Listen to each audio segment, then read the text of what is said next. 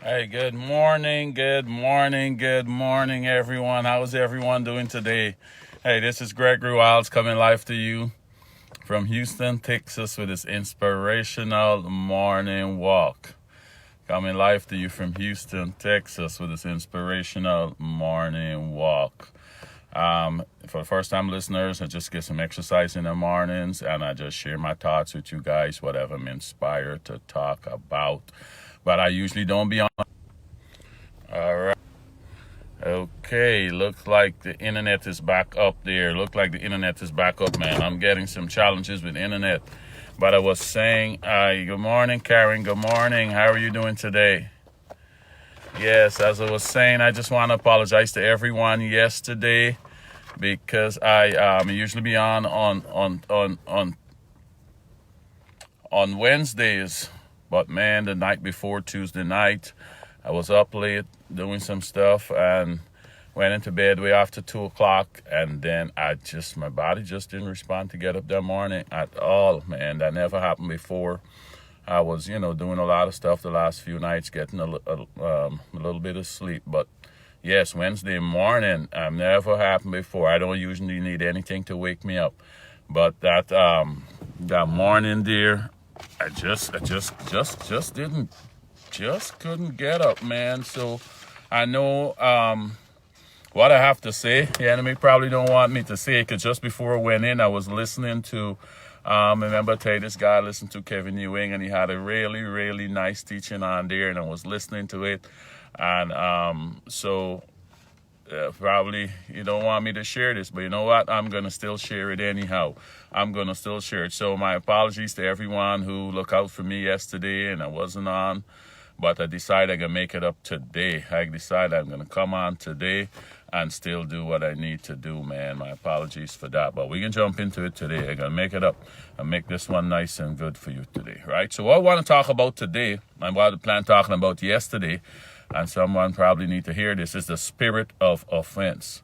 The spirit of offense. The people who get easily offended. People who get easily offended, man. I was listening to this guy and he was talking about this, and it makes so much sense. It puts so much of stuff in perspective. Like I said, you just got to keep growing. You just got to keep growing. I got to keep feeding myself with knowledge, because he says true knowledge, the just shall be delivered. And so I can talk about people who's easily offended, and you might relate to this, you might know, and this might put stuff in perspective for you too. People who's easily offended for any little thing. You have some friends, you have family. If you're like that, this is going to shed some light on that situation, man, because it always, you might tell someone something. You might come in the office in the morning, you say, man, it's got some nice blue skies out there. And simply that offends someone. Oh, you talking about my blue dress, huh? You talking about my blue dress? What's wrong with my blue dress? Why are you trying to make fun of me? You trying to be sarcastic? And you like, what are you talking about? Or I mean, I tell you anything, and all of a sudden the person stopped talking to you, and you don't know why. Me and Sally used to be good friends. What happened? And then somebody come, you offended Sally, right? I offended Sally? What did I do? Oh, 2 days ago you come in talking about the blue skies. What I got to do? What I got to do? How did I offend Sally? Oh, she said she had on a blue dress, and you was talking about her blue dress. You're like, I didn't even know what dress she had on. What you talking about? Then you go to them to apologize or so. They like, oh, okay, this body had on a white. Why you couldn't say they had fluffy clouds? What, they had clouds in the sky that day? Why you had to come and say they had blue skies? You're trying to make fun of my dress. And they're going to carry on with little petty stuff, right? Little petty stuff, guys. Remember, we got to remember the law. Our struggle is not against flesh and blood. We want to remember the law, and it's not the person. Now, I'm giving you, this is the spirit of offense. That spirit going to make them got to find something to be offended about. But before we dive more into it, let me just remind folks how these stuff operate, right? Right? Remember Matthew 12:43, when Jesus was speaking, right? When he said, when an evil spirit leaves a person, it goes into the desert seeking rest, but find none. So Jesus is saying, when an evil spirit leaves a person, right? Whether it's oppress or possess or oppress you, right? He going to the desert, meaning he going to find someone else where he can get rest. Because this tells me now they get tired, and only when they at rest is when they have either oppressed or possess or oppressing a human being, right? That's when they get rest. So number one, he can travel, he can move, because he going into the desert. I mean, he can move. So I'm trying to tell you, it's a spirit. It's the only difference is we got bodies there that keep us legal on this earth, but the real us is a spirit, right? So he said, when the spirit leave, they go into the desert seeking rest, but find none. But here it is, brother can say. Then it says, I will return to the person I came from, or some translations saying, return to my house. So he's reasoning, look, I ain't find no one else, I ain't find no rest. You know what? The safest place for me to do is go back home, as he calling us, our bodies, his home, right? Let me go back home. Where you go to find rest, right? When you're tired, you had a hard day at work, you're going home to get rest, right, in your own bed. So these evil forces calling our bodies their home, right? So he said, then I'll return to the person I came from. Good morning, Desiree. Good morning, Desiree. How are you doing, my big sis? How are you doing? So then it said, so it returns and finds his former home empty and swept and in order. He returned and find his former home, man. He calling us his home, right? Empty and swept. I mean, the person that they come from, they're onto them, they're keeping up the deliverance, they're following the law, they're living right. So he can't get back in, and that's what we want people to know. We don't need to be scared of anything, man. We don't need to be scared. Once we're following the law, nothing can just jump up on you. Nothing can just jump up on you. Once you follow the law and doing what you're doing, they gotta follow rules. The rules. If you breaking no law, if you not repenting of nothing can just jump on you. So when he come back, he find the home swept and in order. So he can't go back into his house. He get evicted, and the evictive notice still stand. He can't get back in. So then what you do? So he can reason. You remember they tell you this stuff is reasoning now, right? Okay, I can't get back in on my own. Let me see what I can do here then. Then the spirits find 7 others more evil than itself. And and they all enter the person and live there. So he can go and say, what, I can't get back in by myself. I got to go and get some help, right? I got to go and get some help. You remember Ephesians 6:12 when it said our struggles is not against flesh and blood, but against the rulers, against the authorities. So this giving you the hierarchy of the devil's kingdom. So he going and it's just like you at your job, right? And you got a question, you can't answer something you don't understand, you go to your boss for help, right? You go to your boss, someone in higher authority, someone with more knowledge than you for help. So that's what he's doing here. I can't get back in. Let me go and seek my bosses now, people who are higher up on the chain than me, and see if they can help me to get back in my house, as he call it, which is our body, right? So, and then they come back in and they can live this. If you don't keep up your deliverance, if you break in laws, now they come back in, and then they said that the first state, the state of the person is worse than the first state, right? So I'm saying to say, I'm just giving you an example how these things operate, right?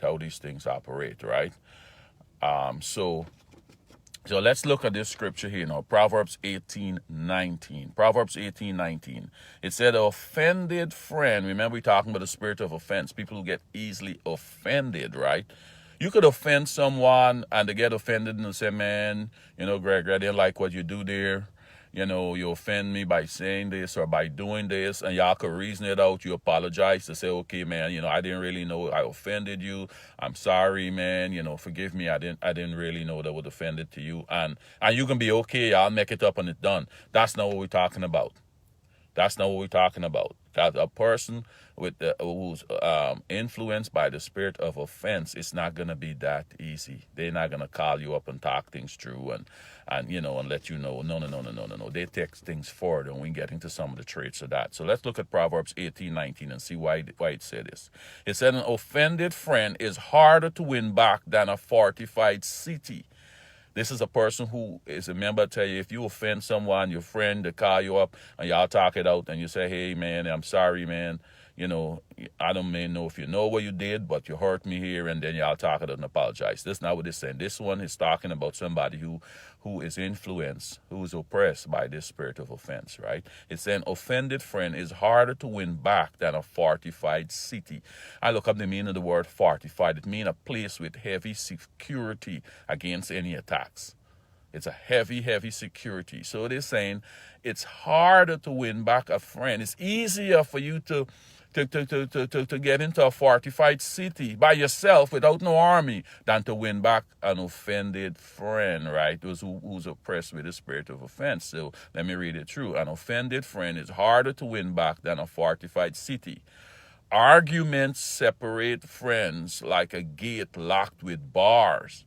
Arguments separate friends like a gate locked with bars. That's Proverbs 18:19. So it says someone who is oppressed by the spirit of offense, it's harder to win back. Then the arguments, they're not taking no apology. They ain't taking nothing. They just want to hold on this little thing that they claim you do them. And normally some petty stuff is not nothing big that you know of.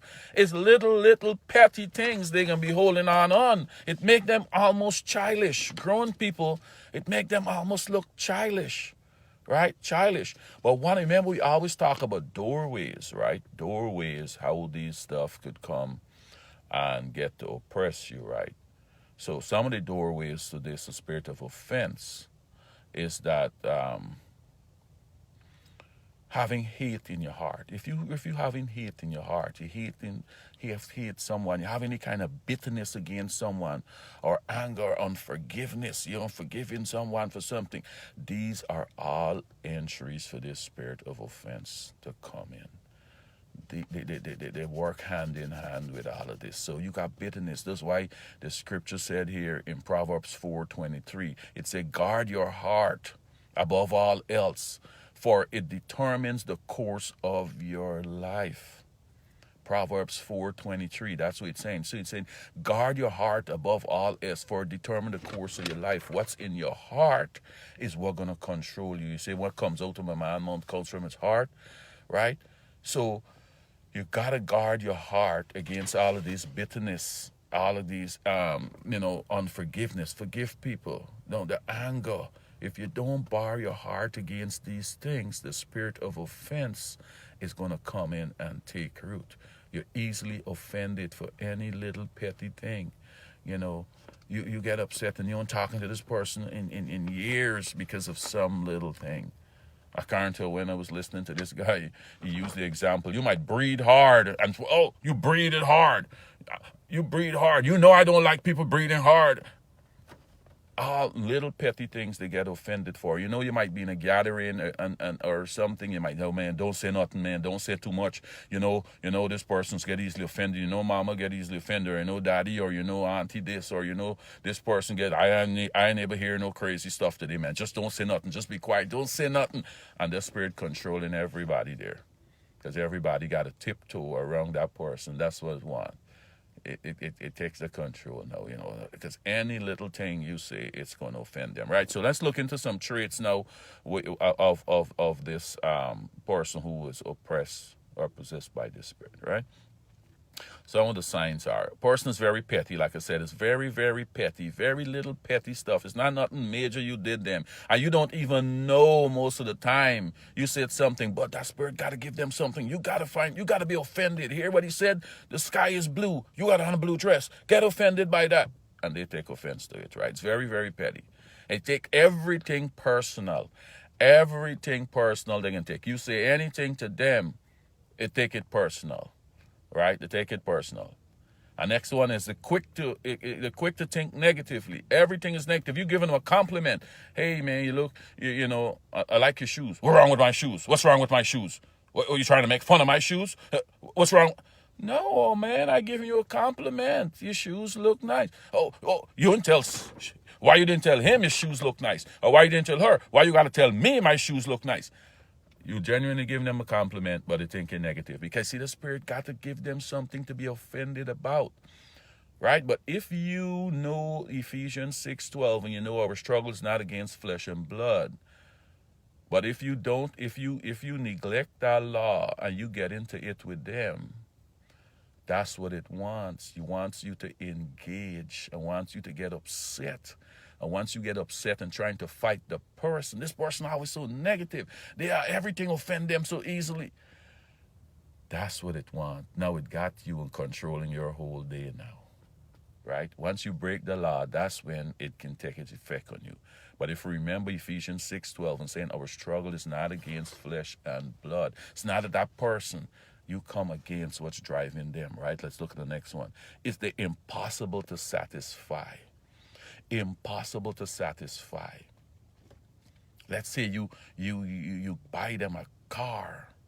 You give them a free car, you know. You give this person a free car. It might be, let's say, it's a BMW or a Mercedes-Benz. They're going to find something. What I'm going to do with that? You know how expensive is that to maintain? You know how much gas I got to put in that? What? You give them a free car, but they're going to find something to be offended about. The car is red. Oh, why you going to buy me a red car? You be with me so long. You don't know what color I like? You don't know what color I like? Why you going to give me a red? Why? But you like red. Oh, that's my shoes and my dress. I don't like my car red. You should have known that. You should have known that. But your last 2 cars was red. Yeah, because I didn't have no choice in the matter. But you know me. You should know I don't like... You see, impossible to satisfy. No matter what you do for them, they're going to find some reason to be offended by it. Impossible to satisfy. And they can't take criticism well. As soon as you criticize them for anything, they might respect you and in front of your face don't say anything, and you might think you get through to them and you correct them on something. But then as soon as they left your presence, you might be the boss or something and don't want to disrespect you, got to know what it's going to give. But as soon as you gone behind back, who does he or she think she is? Trying to tell me this, da-da-da-da-da. And then they're trying to turn people against you, right? Trying to turn people against you. They're telling me this and this and that. They think they're all of that. You don't take criticism very well. And they're extremely spiteful. Extremely spiteful. Getting back at you is not a one-time thing. Getting back at you is a lifetime thing. You remember what the scriptures say here, Proverbs 18:19. A fortified friend is harder to win back than offended friend is harder to win back than a fortified city. Arguments separate friends like a gate locked with bars. Like a gate locked with bars. That's what the scripture said. This is the New Living Translation. I like it because it's put stuff in more simple language.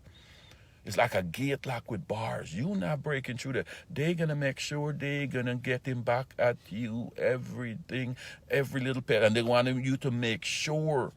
You might got a party and you invite the kids to the party, your child's birthday or something like that. If their kid got a party, they're going to invite your kid. Invite all the other kids in the neighborhood, they're going to invite your kid. Or you saying, you know what, I don't have time with this pettiness. When it's my child's birthday, I'm going to invite their kid. They come, they're going to bring a gift. And they might tell, you might not even pay no attention to them that they didn't bring the gift, but they can make sure you know that they didn't bring a gift. They can go and tell somebody, I ain't bringing no gift. If they want gift, they buy gift for them. Got to know that person, go back and tell you. They know the person because they want to make sure you know I'm doing this, I'm hurting you. I'm getting back at you for telling me that the sky is blue and making fun of my blue dress 5-6 years ago when you didn't even have no clue what you're talking about. You really enjoyed how the sky is looking, you coming to me, but they take it as an offense, right? So I want to shed some light, guys. You might know about this, people who's easily offended around you, or if you were that person, if you're a mate, God forbid if it's your mate, and you got to be living with don't fight against the person, man. Because people who you know like that, how long now they're like this, right? It's years now, right? They're like this, and the person stop talking to you, or you got to tiptoe when you're around them because you don't want to offend them. Any little thing you say, you can't even give them a compliment. You can't make a joke because everything. Now you know, come against that spirit of offense. Now you know what it is. Don't fight the person, because you see here what the scriptures is telling you. You can't fight the person. You ain't going to win the war.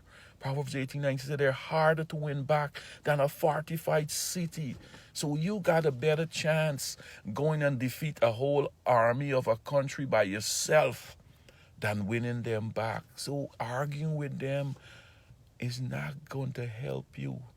You gonna drive yourself nuts trying to figure out what did you say that and why they would just get upset with this simple thing you do and you didn't even thinking about them, you didn't even know they're wrong. Simply put, you might be in let's say you're let's say you're in a job in the meeting, right? And you got your presentation going and you probably miscalculated. You probably got 10 people in there where you didn't expect 10 people showing up, and you printed 8 or 9 copies, and when you're sharing it out, they are the last one and they ain't get a copy.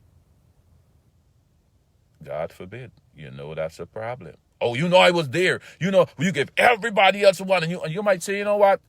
Somebody might say, no, you hold my copy. I can share with John. No, no, no. He know I was here. Why he didn't get a copy for me? I'm out to here. Simple, you ain't think about nothing, and somebody else can give them their copy and said, I can share with this person. Or you might say, let me go and print the next copy. Sorry, I didn't know what's going. I just catered for 9, but I miscalculated. Let me go and print the next copy right now. My office might be right there. No, no, no, no. That's an offense. They offended. They been talking to you for years. You know they were there, and why and you didn't get a copy for that, and they're gonna take that to make a big deal out of it, and you like innocently like, hey, I printed 9, 10 people show up. I can go and print one more. I didn't want to waste and print a bunch and people didn't come. My office is right here. I can go and print the next copy. No, they take that as a big offense, like you wronged them so much. That's the kind of thing. So you come against that spirit of offense, guys. Don't fight the person, because human beings are puppets, right? They are puppets to these things. And now that you got the knowledge, it says true knowledge, the just shall be delivered, guys. So I'm going to leave it there. But the spirit of offense, if you find yourself in this situation, you know where you're coming against for yourself, or if you know someone, don't fight the person. Fight that spirit of offense. Come against it. And then you're going to see a difference. Then when you're going to get your breakthrough, then you're going to win your friends back. That this spirit, it break friends up, it break families up, it cause divorce, because you want to live with somebody, you can't please them, and they're offended with anything. Any logical thinking person can't live with that for too long, and then they're gonna left. It's like she's impossible or he's impossible to please. No matter what I do, I can't please them, and then it causes divorces, it causes families, it causes churches to break up, it causes lots of problems in the workplace, guys. So now that you got this